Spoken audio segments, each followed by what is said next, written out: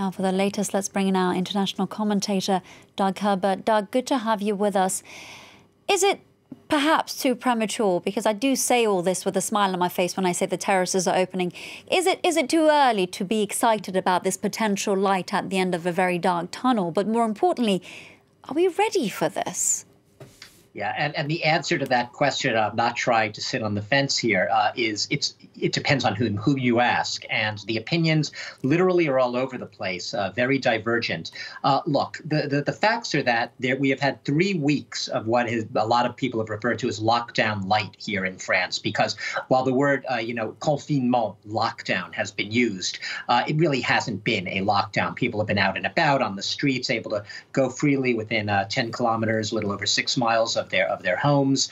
It hasn't had the feel of a lockdown, other than the fact that actual stores, shops, restaurants, cafes, everything's still closed.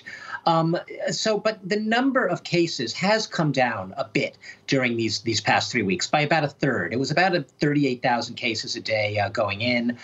We're now at about 26,000, a little more, new cases a day. What remains stubbornly higher, the number of patients in intensive care, in what the French call reanimation units, who really require intensive care. And that's gone up over the 3-week period by about 10%, even if those numbers have been slightly trending down in the past most recent days. Look, are they there by the numbers? No, and a lot of doctors warn that it is too early. Stricter measures are needed. But Emmanuel Macron has said all along, he said it very early on, that this is a virus that we are going to have to live with. And he is determined to avoid another lockdown at all costs. And he really does want to get the country going again. It's a calculated risk. And even if he doesn't say so explicitly, he is taking a gamble on the vaccines ramping up, accelerating, as they seem to be doing in the past week or so, to a rate where they will be able to outpace the ability of these new looming variants, including the new Indian variant, which has just been discovered here in France in a couple of regions, to be able to outpace it, overtake it, and basically beat back the virus, even if you're never going to get to what's called COVID zero, a zero level of COVID, at least to levels that are comfortable enough to resume life, as the French are desperate to resume it, a semblance of normal life. We are indeed. We're included in that, Doug.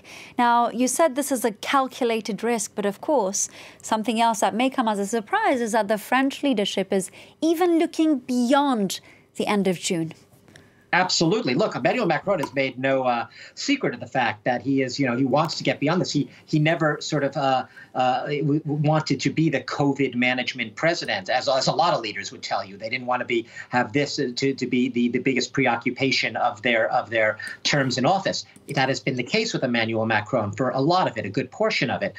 He wants to, listen, there's a presidential election next year in France, and it's very clear that he already is looking ahead to wanting to get back on the campaign trail. He's already started to shift his focus a little bit away from COVID, it seems, towards more anti-terror security issues. Obviously, a lot of his critics will say that's a hard shift to the right. It's a concession to the fact that he's likely to perhaps face off with a far-right candidate, Marine Le Pen, in the elections next year. He's trying to sort of reposition himself as a man for all candidates. And so, yes, he wants to look beyond it. This summer, he wants to get back out into the regions. He wants to go to the provinces. He wants to start seeing the French again.